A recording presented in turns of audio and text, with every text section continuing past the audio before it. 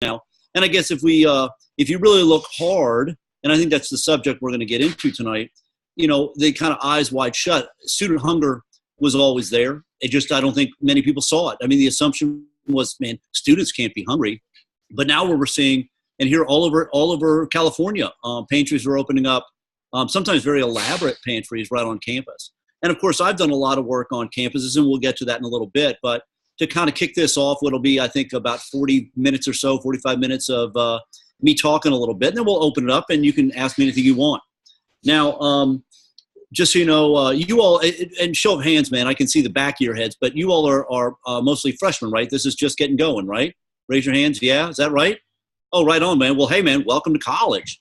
Man, remember how cool that was? I mean, remember when you were like in first grade and you'd see a ninth grader going by, and you were like, dude, that guy's a full-grown man, And that image of like how far away college felt, and here you are, dudes. And similarly, man, when I was young and I ran nightclubs as a kid, man, 59 seemed a billion years, but here I am. And I'd like to think that one of the reasons that I'm being invited to speak with you all today, and actually next week I'm going to Australia to help open some kitchens there, it's because of that sense of relentless pursuit, that constant sense of how can I make it better today, and not getting lost on the big things, but really seeing the power of lots of small things adding up. Now, that's an old dude's wisdom.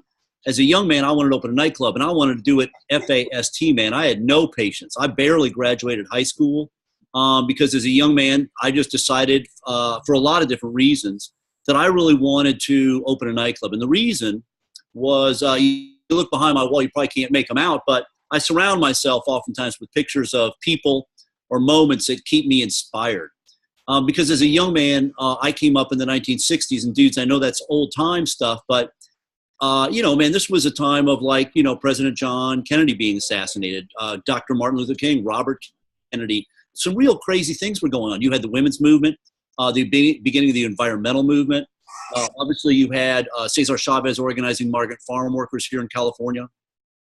So what was interesting about coming of age back then, particularly with the subsequent murders that I mentioned earlier, was this sense of a 10-year-old looking at the world thinking, man, I don't get it.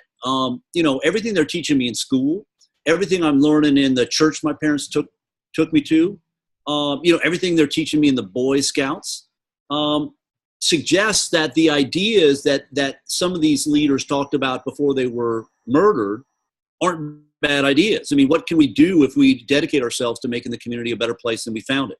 What could it be like if we moved past gender or race or even generations to find common ground, man? So as a kid, I was confused why my parents and their friends argued about this. I was really even more confused by the murder of Dr. King and Robert Kennedy just 2 months apart.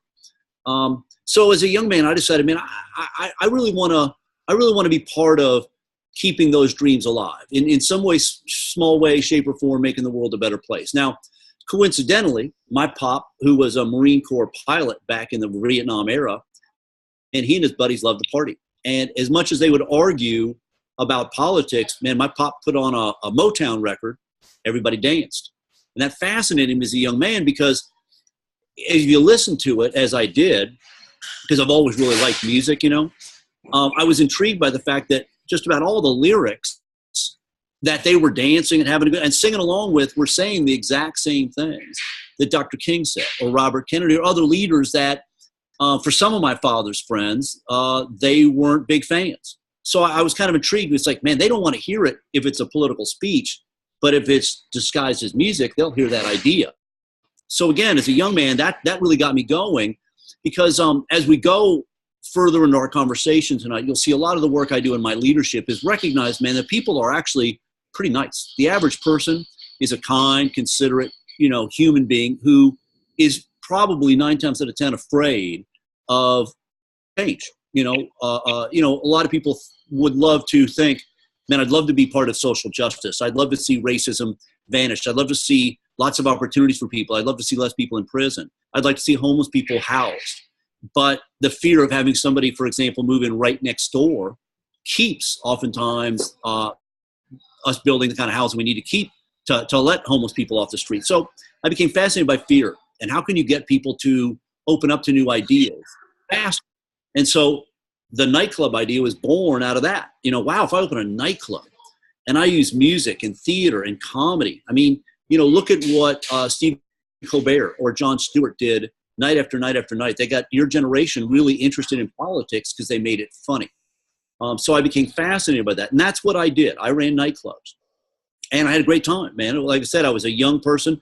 Just as you are tackling every subject they throw at you at school with verve and gusto and all that, I did the same with nightclubs, except for one class, metaphorically. But one thing I hated to learn, in fact, I'm sure each one of you has a class that you wish they didn't make you take. And for me, it was inventory control, right? I had to go in my nightclubs and I had to go and basically keep track of everything. And I was a front of the house man, but I knew that if you didn't have a tight back of the house, if you didn't control your inventory, then you could have all the great ideas, but if you don't have the money to make it happen, those ideas aren't going to go anywhere. So, the amount of food that gets thrown away, for example, is something I was aware of. Now, this became germane because, like some of you all have done in the community there, I went out on the streets of Washington, D.C. to feed a really becoming a more and more visible homeless population in the 1980s, right? There had always been people kind of on the fringe, but to see people night after night sleeping, in front of the White House, all over the federal enclave, it was somewhat new, right? And like a lot of people, I was concerned, I was frustrated, and I wish somebody else would do something about it. But I ended up going out with some friends one night to, again, feed the poor. And I was just trying to mind my own business, but asked, just trying to make conversation and frankly to hide my nervousness, hey man, where's the food come from? And, they looked down and there was there was a big pot of lentil soup, a couple of cases of bananas, some Oreo cookies, white bread, that kind of stuff. And it had been purchased from a store.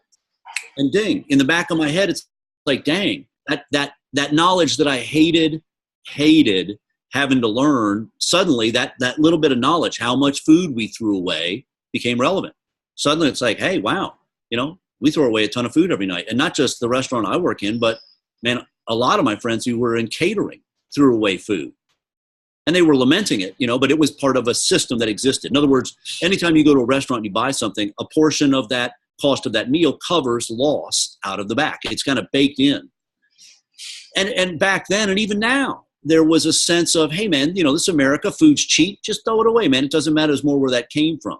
Now that always bothered me, but I didn't see a way to do anything about it till suddenly, here I was in this truck, looking at a bunch of well-intended people with food they had bought, and knowing that, wow, man, tonight, somewhere out there in D.C., there's going to be a big party, and they're going to be throwing away all kinds of crazy good food, right? So that was in the back of my head. But then we pulled up on the right by George Washington University. And there on a rainy night, outside, all huddled up, was a long line of men and women waiting for this truck to dutifully pull up with another group of volunteers to serve their meal that night. And as I dutifully started doing my volunteer thing and serving the poor, I just kept looking at it and thinking in the back of my head, man, I'm the one who's being served here.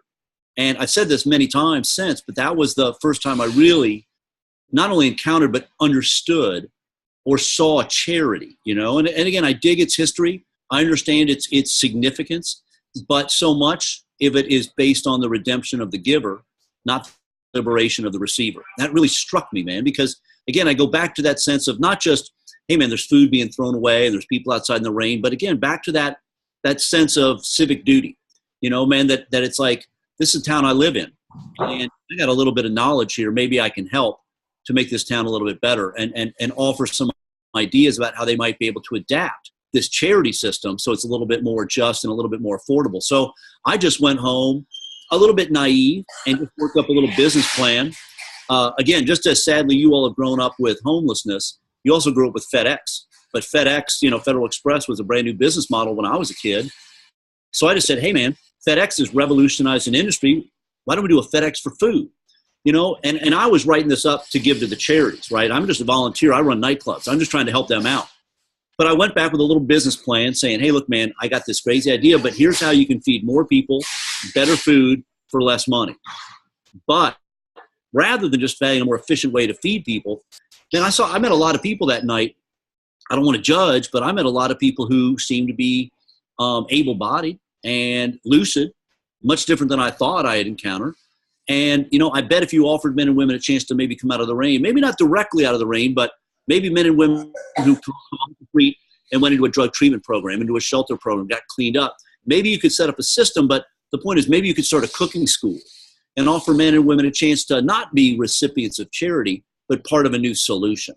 Now I was pretty darn proud of myself. I thought, man, I'm got to be in the contending for the volunteer of the year, after this thing. But man, and one of the reasons I go into this long-winded story is because I guarantee you, young brothers and sisters, two things I'm going to guarantee you. You're freshmen. Two people in the room you might not have even met yet are probably going to get married. I always think that's kind of a weird kick when you're freshmen and you realize that maybe, I see you all looking at each other saying, But anyway, you watch, man. But, the other thing is in your life, you'll come up with an idea, and maybe it's already happened to you, and you'll believe it, you'll see it, and you'll propose it, and you will think that people will be excited, that the very people that you're selling your idea to have a vested interest in buying it. And it can be very discouraging, as it was to me as a young man. I was just trying to help, man, but I was so demoralized because every single food group I went to with this idea, again, more people, better food, less money, shorten the line by the way you serve the line, restaurants will have access to entry-level people, everybody will win. I was shocked at how nobody wanted to do it, man. Everybody doubted it. Everybody said it can't work. It's illegal. Restaurants won't do it. And, I kept just trying to keep faith, saying, look, man, this isn't what I do. I mean, I'm just a volunteer trying to help. I can't believe you all are making it so hard for me, but I really can't believe how little faith you need to have in the men and women you're supposed to be serving, So long story short, brothers and sisters, every once in a while, the road splits, and there's no signpost that says polka dots and moonbeams. I'd turn back if I were you. You're just kind of sitting there going, wow, I thought I was going to do this for a living. I was going to open the greatest nightclub in the world. And somebody needs to do this. I mean, it's not what I want to do, but it's not as hard as they think. Maybe I can see it just because I've been in food service and they haven't.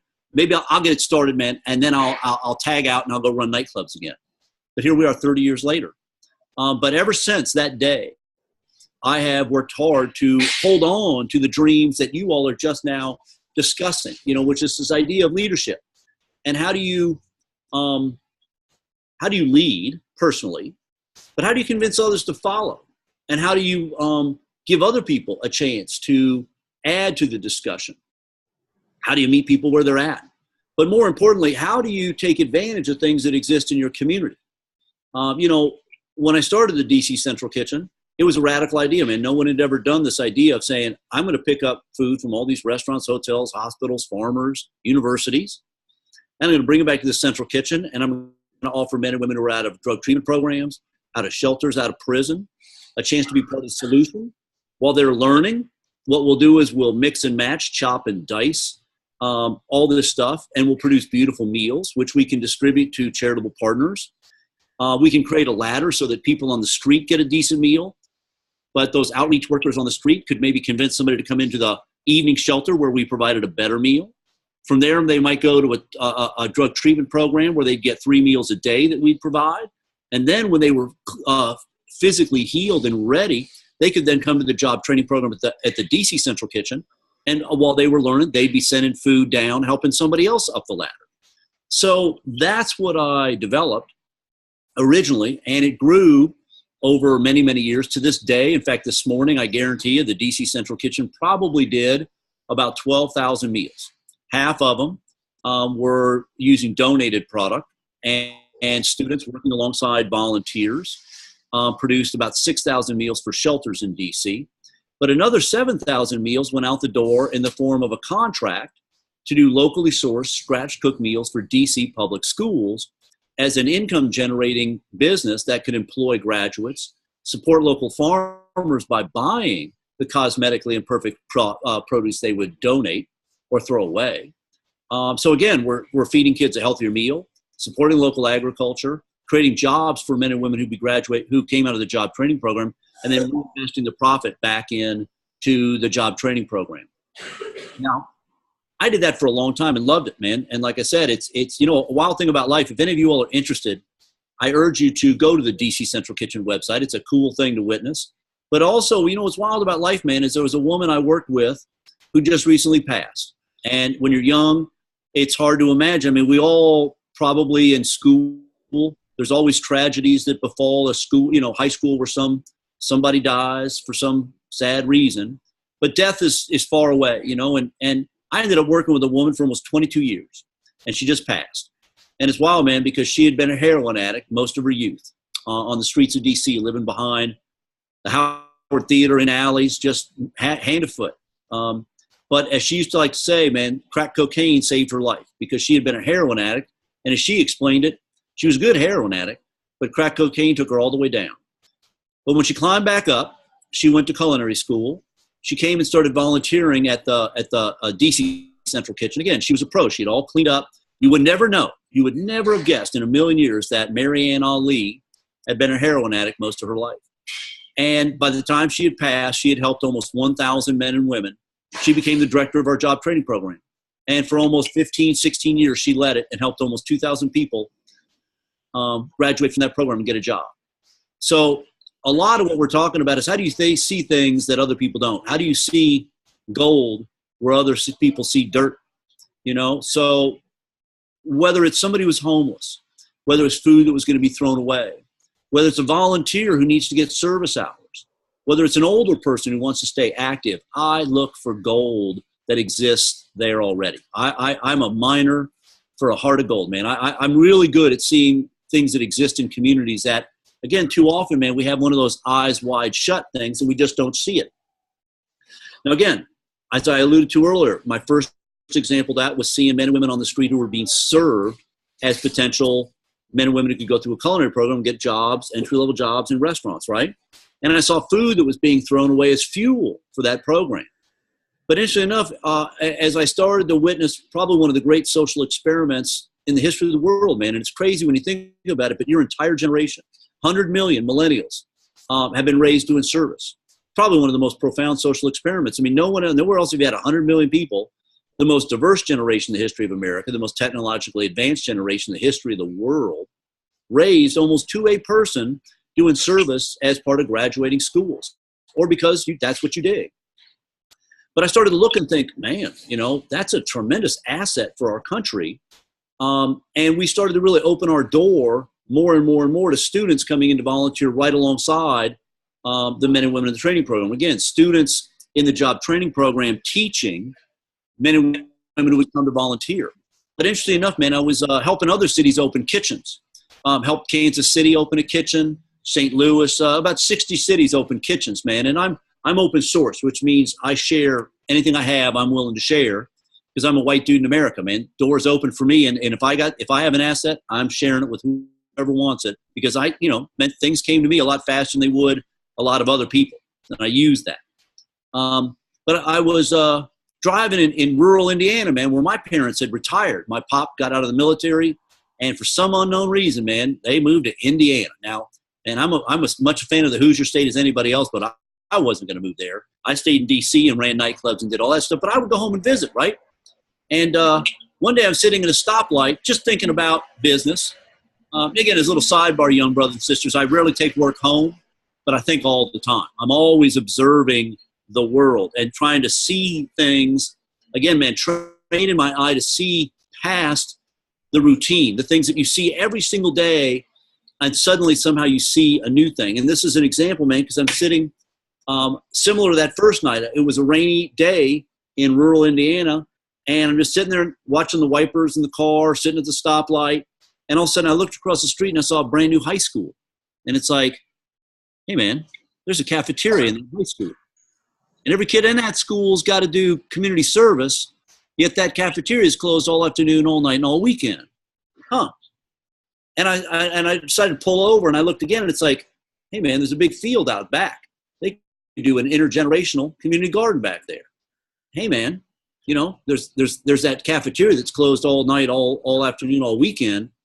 Man, they could do an intergenerational after-school mentoring program for old people down in the community, come up here and teach young people. Kids could come down to the cafeteria right after school and maybe use that cafeteria for an after-school cooking club. And maybe they could actually prepare meals there made out of stuff grown in the garden or donated. And they could produce snacks for the after-school program so that not only can the kid who might be coming in to get a mentor, if they get that snack, they'll have the physical ability to retain that knowledge. But maybe even for an older mentor, maybe a snack is something that could be germane. And then maybe, just maybe, instead of sending that working mom who's the face of hunger down to the pantry to pick up a box of odds and ends, maybe the kids could do an after-school meal program or even meals to go, kind of like Girl Scout cookies. Every kid comes home, mom, dad, it's Girl Scout cookie time. Imagine the same thing if middle school kids, community college kids, university students, again, just imagine the opportunity of a meals to go program. So anyway, that birthed a thing called the Campus Kitchens Project, of which there are now 70 campus kitchens around America doing variations of that theme. And some of them are doing real bold work, man. At Augsburg University in Minneapolis, they partner with a whole group of Somali women who have been relocated. There's a big apartment building, and what originally was supposed to be students cooking for the Somali women, man, the Somali women came over and said, man, let us teach you how to cook. And so what you've got is this cool intergenerational, two cultures coming together to explore food together. The University of Georgia, they do a whole program where seniors come on to the campus and eat meals produced by the students. So it's this cool intergenerational program. So anyway, Campus Kitchen, again, was this idea of saying, oh my goodness, there's an empty school cafeteria, and there's thousands of them across America. We just see them as little mini gas stations that close after school, but imagine them as social enterprise hubs. Imagine a generation of young people who was like me. And one of the reasons I wanted to open a nightclub, man, is I was horrible in school. And one of the reasons I was horrible in school is it's really difficult for me to learn math out of a book analytically. When you start those word problems, Joe leaves, Manhattan, going 3 miles an hour, heading to KC, man, I give up. My brain just doesn't work that way. But if I can see measuring cups, I can learn fractions as I taught our daughter, just with measuring cups. So again, this idea of like, wow, school cafeterias might be the most underutilized learning lab in the entire school. Imagine the opportunity of what they've got there. They just don't see. So I'm humming along, started the DC Central Kitchen, started Campus Kitchens, wrote a book on the larger nonprofit sector because, again, now I see nonprofits as major sources of economic investment dollars coming into every community. Many people look at nonprofits, man, and they just see charities. And in fact, for you sisters in the audience, what many people don't say out loud, but many people see kind of on a subliminal level, I believe that nonprofit sector is the feminized part of the American economy. 7 out of 10 people who work in a nonprofit or lead them are women. Yet they control $3 trillion in assets, $300 billion in annual revenue, 14 million employees, 70 million volunteers, and you can't make profit in a town without nonprofits in a town. And I really want you to let that sink in. Because again, most people think of nonprofits as little charities, yet the reality is, man, you can't even remotely attract investment money. People might want to settle down and raise a family, or new businesses to a town without a university or education. Can't do it without a hospital and healthcare. Can't do it without communities of faith. Can't do it without arts and culture. You can't do it without parks and recreation, clean air, clean water. Man, that's all what nonprofits do. So the reality is you can't even begin to run a town without efficient nonprofits. So I began to see, just as I did food, just as I did homeless people, just as I saw school cafeterias, I began to see nonprofits as a tremendous asset that's under-recognized, underutilized. And again, when I talk about this, man, I'm not saying, man, nonprofits should be given a lot more. Man, I'd be down for that. But I'm more interested in, after 2008, when the American economy really stumbled, I found it really kind of crazy that we were trying to elect people to be president and lead us out of this economic darkness, who didn't seem to get that the nonprofit sector was the third biggest employer in America. And I still feel to this day that that's one of the craziest things in the world, that we elect mayors, governors, and presidents who do not seem to get that the nonprofit sector is a major, major source of investment dollars for every town. Again, and we set the foundation for all profits to be made. But when I look at your generation, And I think it's our job to channel the energy, the idealism, and to tap into the new ideas of a generation raised doing service. You know, what a powerful responsibility. Now, if I was a mayor, I'd be having a double secret meeting with every nonprofit in my town saying, look, man, not only do I want every kid in that university who's been raised doing service, and now, man, they're in the leadership program. They might be in the engineering school. They might be in the medical school. They might be in the law school or any other school. But the point is, they want to get service, and they might want to do service learning. How can we bring them out of the university into the school, into the town, and make something bold happen? And this led me to the one of the big things that brought me to Los Angeles. Because I did a little speech a couple of years ago for Meals on Wheels. Now, everybody knows Meals on Wheels, right? That's how we deliver most nutrition to homebound seniors. But I was doing a speech for Meals on Wheels, their national gathering, right? And the president pulled me aside and said, before I got talking, we were talking about, the state of the state for them. And she told me, and this was like 2002, that there was a waiting list in half of American cities for Meals on Wheels. And I did one of those double take things. It's like, whoa, time out. You got a waiting list. Man, there's like, I'm thinking how many seniors are out there. And suddenly I did another one of these double takes thinking, wait a second, man, I'm a baby boomer. And all of my life I've heard about how many baby boomers there are. And the first baby boomer was born in 1946. That means in 2006, stroke of midnight, January 1st, the first of 80 million baby boomers are going to start to turn 60. And you got a waiting list now? And that was like a big 2x4, man, because I'm like, oh, wow. This is a big moment here, because I'd never really thought much about seniors, not unlike when I was younger, and I always saw homeless people on the street, but I never really thought about it. I wondered about it. I felt sorry, and I wish somebody else would do something, but I never thought about it. And as soon as I started thinking about it, I realized, man, we got two big issues here in our nonprofit sector. Now, some of you I know have volunteered at some of the pantries downtown, and maybe some in your own town, and maybe many of you have probably been to a food bank. But it's important to get your head around this, because, again, while we think of charities as, good deed doers, and I just elaborate on it, no, they're all this other stuff. Hey, man, I'm a business. I made payroll for 30 years. I got to make this thing run. And business is kind of what unites this conversation now, because every place that donated food, every farmer, every restaurant, every corporation, all that food in every single pantry represents lost profit. In other words, somebody bought it, somebody grew it, somebody cooked it. They couldn't sell it. They looked around, they waited, and they're like, well, give it to charity. Man, that's going away. You can see this coming. And again, if I may be so bold, when you start to think about the community and the assets you have to work with, I began experimenting years ago with a very rudimentary, brothers and sisters, because I'm not that smart, but probability. I'll give you an example. Women outlive men. Women outnumber men. Ergo, probability, the majority of people older in America over the next 5, 10, 15 years will be women. So again, as a young man, I started being hyper aware of the fact that when I was a kid, there were only 2 great cooking schools in America. That was Johnson & Wales and the Culinary Institute. Now, man, there's cooking schools everywhere. Probability, that means there's an army of chefs coming out every single year with better and better inventory controls, which means that the supply of food that every charity that feeds the poor is going to get is going to decrease. So I knew about that. That frightened me a little bit. And of course, what was exciting about using kitchens is you could extend the value of food.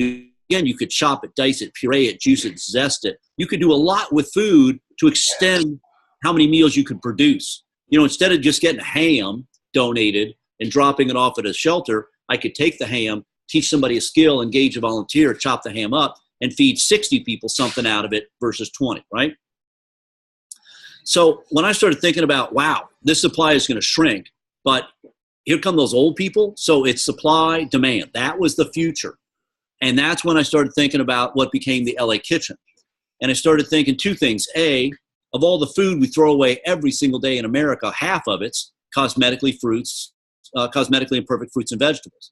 Now, I mentioned earlier we were doing school food in D.C. because we started going out to farmers in Virginia, Maryland, and Pennsylvania and buying a lot of the reduced price product, which allowed us to invest the savings we recognized by buying food cheaper. That might have just had a blemish we could cut off.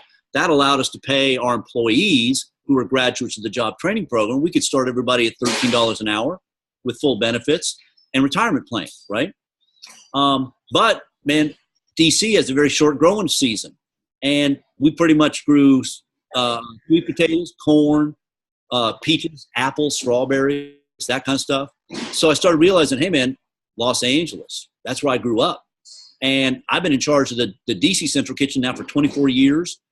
Man, if I'm going to roll out and do something new with my life, if I'm going to demonstrate that leadership sometimes means moving on, letting go, giving somebody else a shot. Man, I started thinking about it, and I came home one night and said to my wife, it's like, baby, we've been married 30 years, we're 55. Man, we can either like coast or we can rock and roll. Let's go to LA, man. Let's do something brand new, you know? So, like the beloved wife she is, she said, rock and roll, daddy, let's get it on. And off we went. But I came out here to do two things, man. You know, obviously I got an unlimited supply of fruit and vegetables out here in LA because, you know, it grows 365, man. And it is the best of everything I can get out here. So I can really dig deep into the idea of, you know, how can I extend, again, the shelf life of fruits and vegetables, which are the most reliable supply of food we can get. And again, not just to redistribute it, but to really, really squeeze it, man, you know? So again, like we do a needle exchange program downtown for addicts. And I'm into that because that means, you know, fewer people are going to get AIDS or Hep C. And that's some mother's child out there, man. So that's something I like to do. But, man, if we can make a juice, you know, today I was downstairs and we had a bunch of celery. And I got one chef who loves making these super fortified juices or broths rather. So the idea of working with nutrition students at University of Southern California that come here to volunteer, along with second-year med students, and we teach culinary medicine here to second-year med students at USC's medical school down the street. The idea of, hey man, let's get together and let's look at what fruit and vegetable combinations, what could we simmer down to a super Jägermeister of love shot for an addict on the street. You know, let's get real serious about it. Let's move way past this idea of health is just better fruits and vegetables. Let's get deep into the molecular structure, man. I didn't come out here to, you know, just play around. I want to deeply explore the power of food.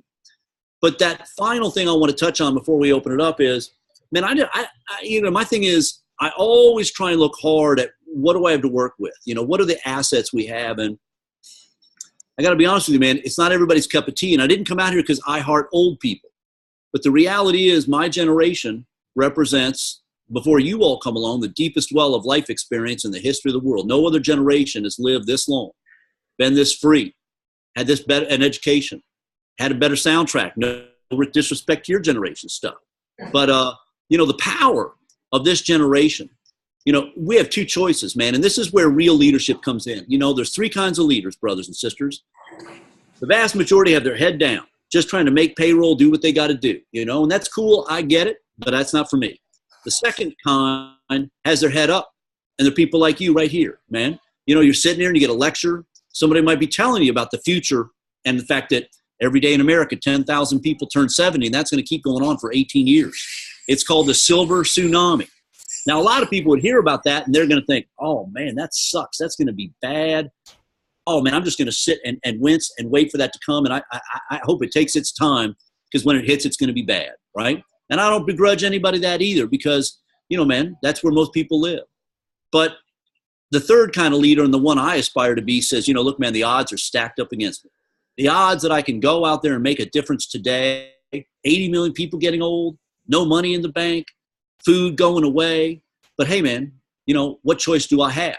You know, do I wait for something bad to happen? Or do I, as much as the odds are against me, do I march out today and meet the future today and do something about it? So whether it's trying to re-examine what does a senior meal look like, what's the role of elders in our community, how can we get more people together in an intergenerational environment so that old and young learn together? Our job training program, for example, is older men and women who are returning home from incarceration after a couple of decades, matched with younger men and women coming out of a foster care. You know, as crazy as it sounds, I'm interested, can a younger person help an older person adapt to a different world, you know, computers. And as much as you've grown up with it, man, if you've been in prison for 20 years, man, an iPhone, Facebook, Instagram, that's all new, you know. But simultaneously, can an older person who might have made a real stupid mistake when they were young help a younger person avoid that same road they went down, that 10, 20, 30-year-old in the prison system? So I'm interested in how can we, again, fundamentally look at that. But let's take it a step further, man. You know, our unofficial motto here is wrinkle food, wrinkle people. No waste, man. No waste. You know, can we help people? If I can get people to see the stupidity of throwing away a tomato because it's got a wrinkle on it, then I can maybe get them to see the stupidity of wasting a human being because they got a wrinkle on. You know, what we can reveal is that with a little flick, with a little exposure, you can see how much beauty, how much energy, how much life, how much power is still left in both. So there's a lot going on here, but at its very core, young brothers and sisters, you know, K-State Titans, you know, what I try and do every day is I look hard at my community. I look really hard and I try and see it. I try and really, you know, when I walk through town, man, as much as I love music and as tempting as it is, man, to plug them in and you know, that it's like, fuck that shit, man. I'm going to be here in the now. I'm going to be here. I'm going to see it. I'm going to experience it. I'm going to really try and look deep and look past all the things everyone else sees as they walk by. Because again, my life, if anything, has been a testament to the stuff that we throw away sometimes. But man, there is gold. No matter where you go, there is gold to work with. So I hope that gives you a little something to think about. And I will open it up right now. It looks like we've been going pretty long. So I'll open it up. And you can take me in any direction you want. If you want to dig deep into what we do at LA Kitchen every day, I'll go wherever you want to go. But it's been an honor up to this point to have the opportunity to speak with you all.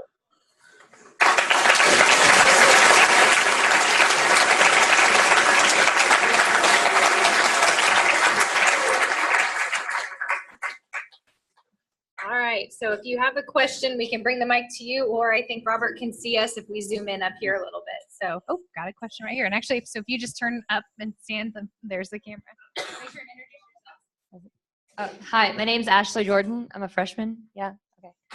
I was just wondering if somebody's visiting a location where you have one of your kitchens, can they just volunteer while they're there, or do you have to do a bunch of paperwork and stuff whenever you go? No, man. In fact, I want you to come in. You know, that's the whole idea. Yeah. So Ashley, cool. Thank you. You can sit down. It's nice to meet you. Yeah, man. But hey, I just want to correct one thing. They're not my kitchens. I try to avoid possessive words. I mean, that sounds goofy, but again, you know, I'm just hyper aware of, I never say our, you know, my program, my students, our students, or our volunteers. You know, they're just fellow citizens who want to rock and roll. But no, man, I try and make it really easy. And not only that, but let's take another example, man. I looked at the volunteer calendar, right? And if you get down into the volunteer calendar of most organizations, either it's just going to be blank Monday through Friday, come in.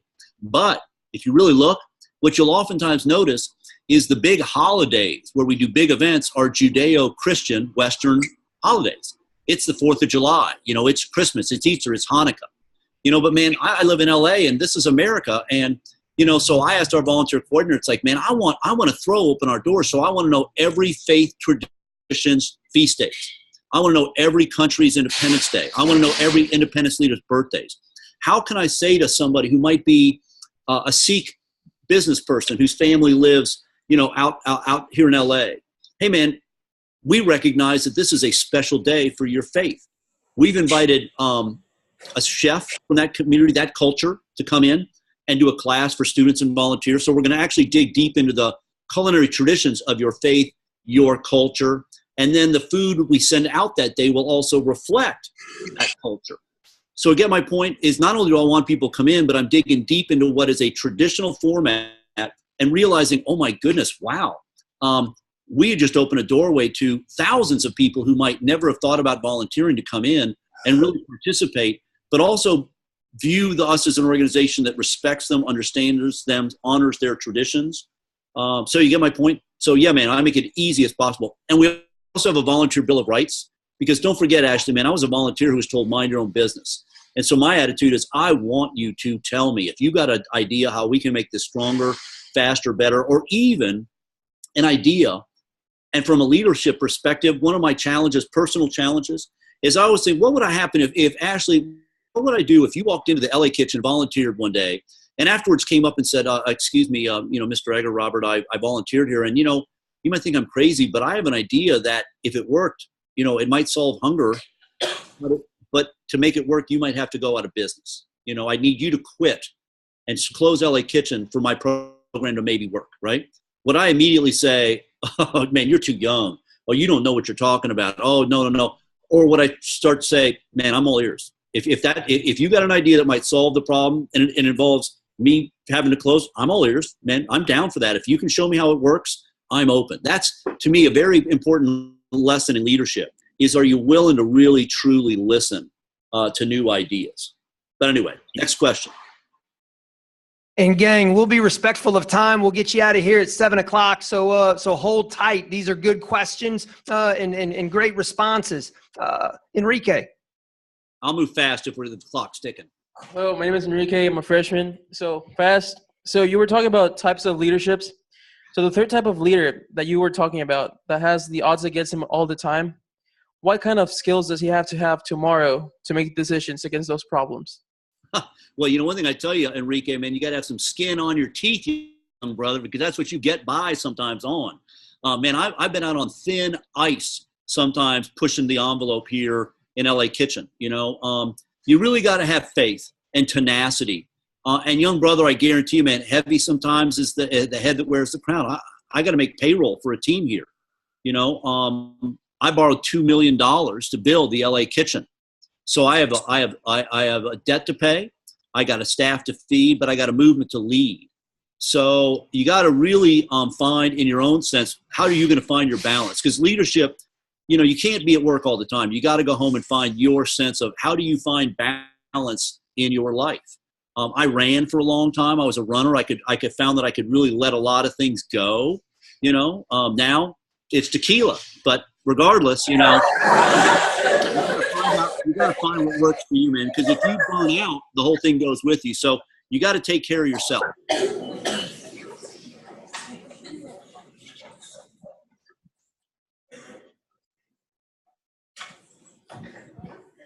My name is Brock. I'm a freshman, and my question is, what do you feel is one of the biggest hurdles that our generation has to overcome in order to, get out of this hunger, that's taken over our country? And what is it, like a characteristic based of our generation, or is it more of a physical type thing?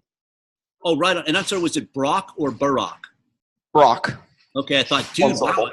First freshman I've heard named Barack. I've been, it's funny when I heard that, it's like, wow, that's going to happen sooner or later. I just didn't realize it was that quick. But Barack, got it.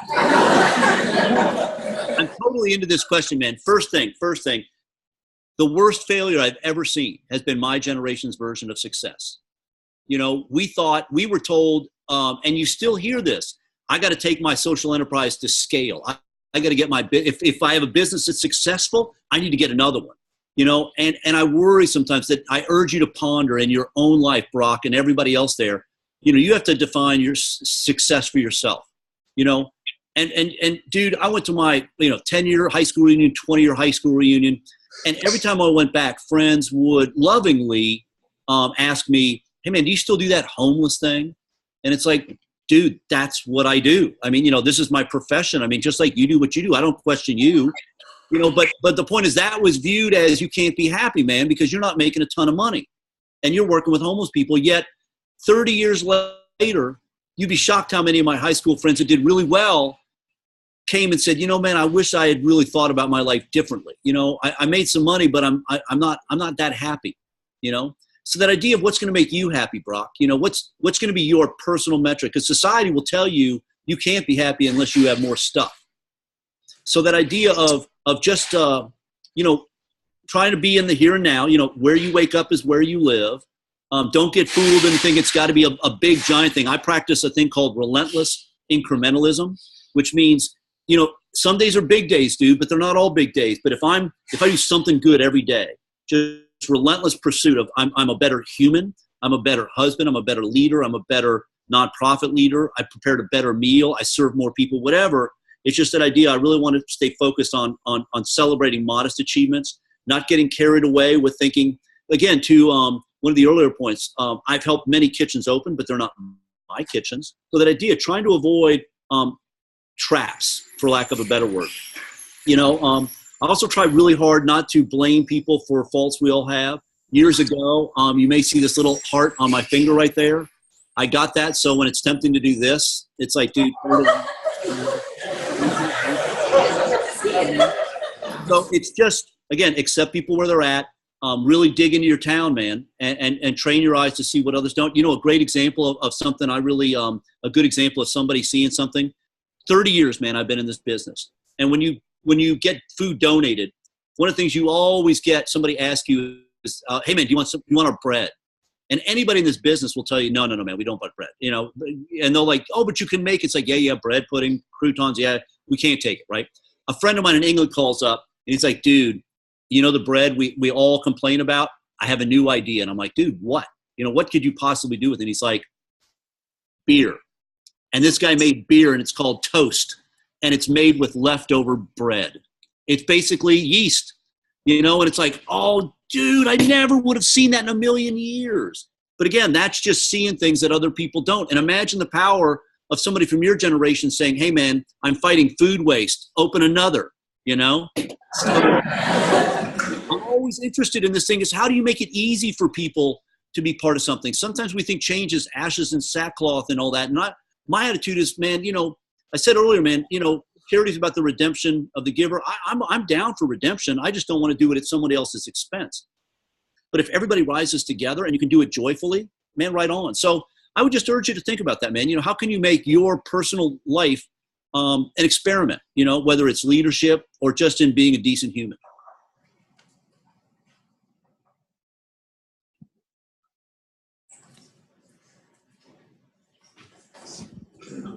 Hi, Robert. Everybody there. Hey, dude. My name is Saul. I'm a freshman here. And has there ever been a specific moment of gratification that you've got from leading all these people that has just enriched your whole experience as being a leader? Oh, you know, dude, I'm really lucky in life. I get a lot of them. You know, like every our training program is 15 weeks. You know, 3 months, a little over 3 months, and we have a graduation.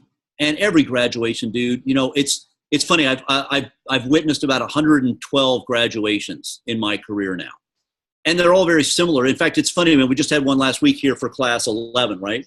And sometimes you kind of get ready for them. It's like, okay, graduation this week. And then you get in there and you start to hear the words and you see grown men. I mean, hard, tough grown men weep like children because they finished something for the very first time, you know? And it's, again, I didn't, you know, they'll try and give me credit. You know, you did this for me. It's like, no, dude, you did it for yourself. You know, I just opened the door. But I'm lucky because I get to see that. You know, I alluded to earlier, as a white dude in America, you know, a lot of doors open for me. And as somebody who runs a kitchen like I do get the immediate daily gratification of an older person getting a decent meal, you know, or seeing an older person who is trying something new for the very first time. A big part of our experiment here is I've got to get a whole generation, or at least part of our experiment is you just cannot, economically, you cannot feed this many old people meat every day. It's just economically impractical. But we're talking about a society that's been raised eating meat. So I've got to try and seduce, for lack of a better word, a whole lot of old people into trying things like quinoa, farro, millet. And I always say, man, old people, what do old people and Israelites have in common? Ancient Israelites, they all hate farro. You know, I had to work hard and develop all things. But to finally have an old person come up and say, hey, man, I lost, 10 pounds and I've never felt better. You know, there's 1,000 things, dude. You know, I have people come up all the time who got a tattoo on their finger because they saw me do that.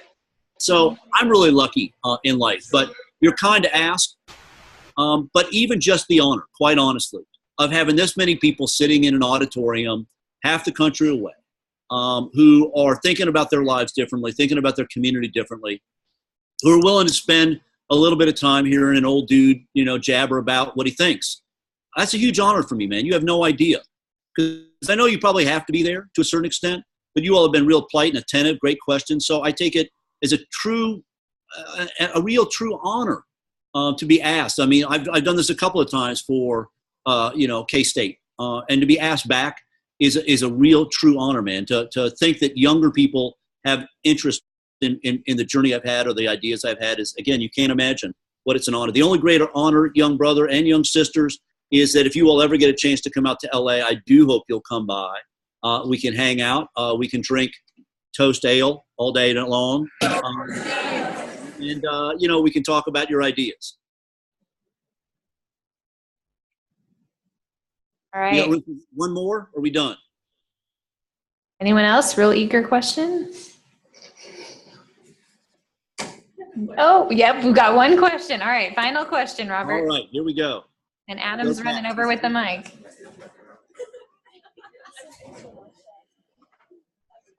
Oh, do I have to stand up? Dang it. Hi, my name's Elisha. It's this way. Hey. I just want to say thank you for talking to us because it was really cool, and I enjoyed this lecture more than all the other ones. And I just wanted to know, like, who inspired you to like become a leader, and like who was like your greatest influence?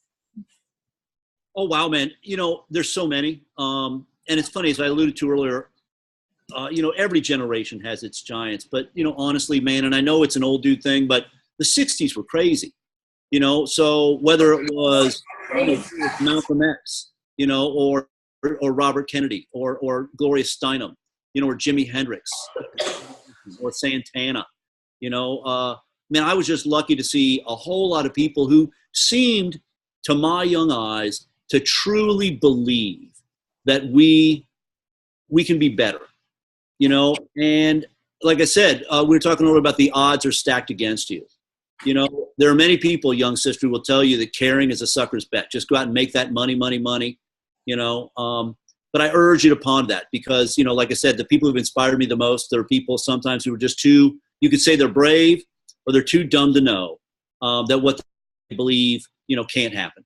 I'm a big believer in going for the gold. And like I said, so I march out every day with this idea of, hey, man, there's a lot of people getting old in this country.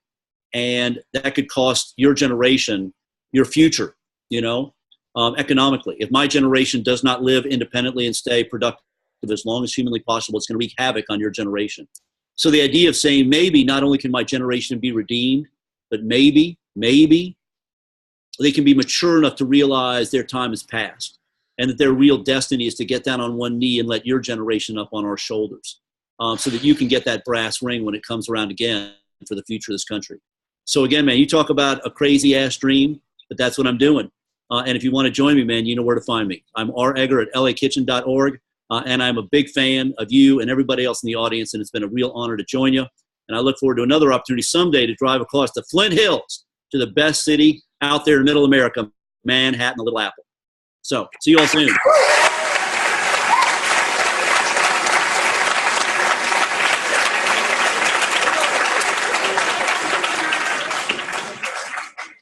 Thank you. Don't forget your selfies and your reflections within 24 hours.